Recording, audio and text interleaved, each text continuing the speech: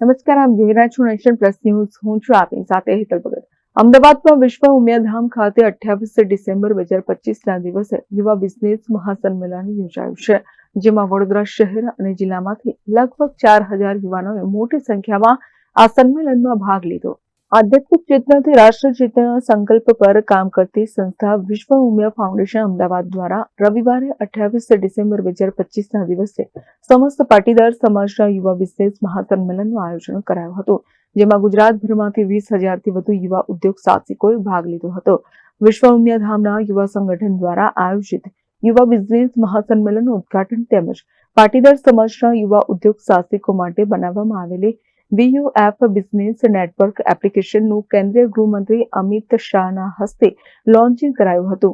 એપ્લિકેશનમાં 1 લાખ યુવા ઉદ્યોગ સાહસિકો જોડાશે. યુવા બિઝનેસ મહાસંમેલનમાં America, Canada, Australia, Britain, UAE, Africa અને ભારત સહિત 7 દેશમાંથી યુવા પાટીદાર ઉદ્યોગ સાહસિકો પધાર્યા હતા. આ સાથે જ 20,000 પાટીદારો યુવા ઉદ્યોગ સાહસિકોએ વંદે માતરમના નારા સાથે અને માં ઉમિયાના જયઘોષ સાથે આત્મનિર્ભર ભારતનો સંકલ્પ લઈ વર્લ્ડ રેકોર્ડ સર્જ્યો હતો. વિશ્વ ઉમિયાધામના સંબોધન કરતા કેન્દ્રીય ગૃહમંત્રી અમિત શાહે જણાવ્યું હતું કે હું વિશ્વ ઉમિયાધામ સાથે જોડાયો ન હતો, પરંતુ મને પ્રમુખ RP પટેલે મને માના મંદિર સાથે જોડ્યો અને મને તેનો આનંદ છે. માં ઉમિયાના દર્શન કરી ધન્યતા અનુભવું છું. ભારતને વિશ્વગુરુ બનાવવા પાટીદાર સમાજનું ખૂબ મોટું યોગદાન છે.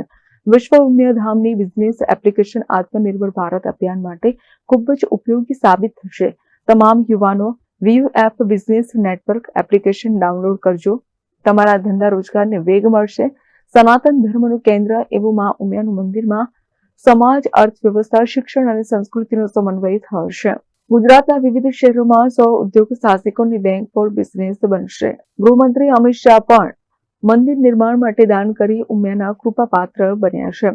યુવા બિઝનેસ મહાસંમેલન અંગે RP પટેલે જણાવ્યું કે આગામી દિવસોમાં વિવિધ શહેરમાં યુવા ઉદ્યોગ સાહસિકો માટે બેંક ફોર બિઝનેસ શરૂ કરાશે, જેમાં વિશ્વાસથી વ્યવસ્થા અને વ્યવસાયથી વિકાસના ઉદ્દેશ પર સહકારિતા મોડેલ પર 100 બિઝનેસમેન એક ગ્રુપમાં એકબીજા સાથે કામ કરશે.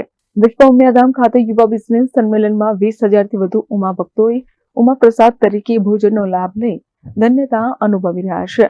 વિશ્વ ઉમિયાધામના નિર્માણમાં દાતાઓએ 70 મિનિટમાં 70 કરોડના નવા દાનની જાહેરાત કરી છે, ત્યારે વધુમાં 28,000 વૃક્ષારોપણનો સંકલ્પ પણ કરવામાં આવ્યો છે. Bureau report, nation plus news. સમાચારોના સતત અપડેટ મેળવવા માટે અમારી નેશન પ્લસ ન્યૂઝની YouTube ચેનલને સબસ્ક્રાઇબ કરો, બેલ આઇકન દબાવો અને જોડાયેલા રહો Facebook, Instagram અને Twitter પર.